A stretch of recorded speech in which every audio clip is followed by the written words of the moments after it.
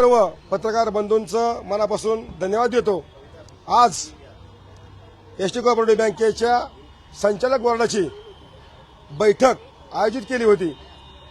वास्तविक पाहता गेले सव्वा महिना आम्ही बँकेच्या प्रशासनाला आपल्या बँकेच्या बैठकी संदर्भामध्ये पत्रव्यवहार केले, विनंती केली, पण दुर्दैवाने त्यांनी आमची बैठक जवळजवळ 40 दिवस लांबवली। का लांबवली, कशासाठी लांबवली, हा संशोधनाचा विषय आहे।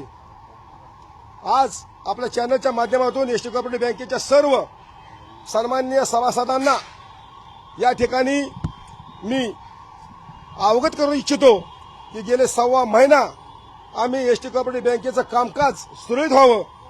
एसटी कोऑपरेटिव्ह बँकेचं कामकाज सुरळीत होत असताना सर्वसामान्य कष्टकऱ्याला, सभासदाला त्याच्या दैनंदिन गरजा भागवण्यासाठी पुरेसा कर्ज पुरवठा वेळेमध्ये व्हावा, या एकाच उद्देशाने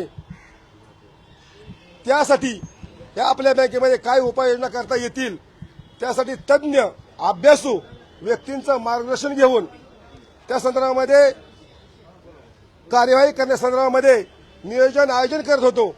आणि आज त्याची बैठक या ठिकाणी आयोजित केली आणि त्या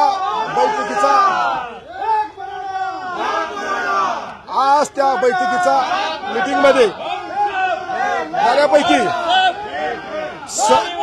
सर्व विषयावर साधक बाधक चर्चा। किती संचालक आहेत? सदावर्ती सांगतात की सर्व संचालक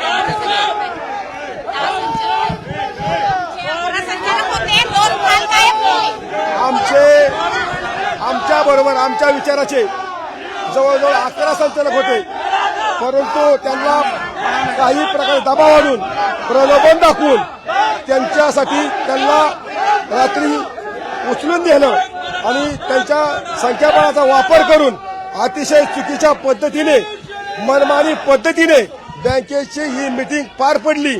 वास्तविक पाहता या बँकेमध्ये अतिशय अभ्यासू, अनुभवी अधिकाऱ्याची नियुक्ती करण्याचा विषय होता। वास्तविक प्रश्न तुमचा सदावर्ती